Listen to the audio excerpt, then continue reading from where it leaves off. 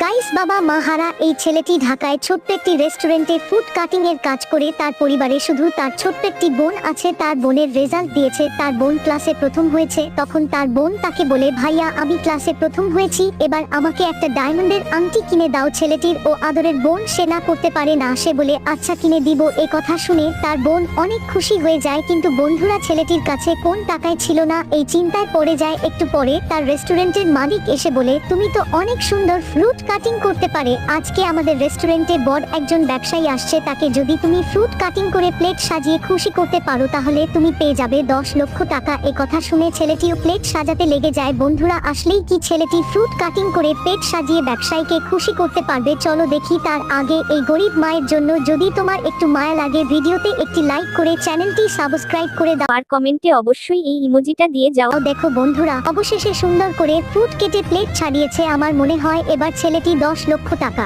পেয়ে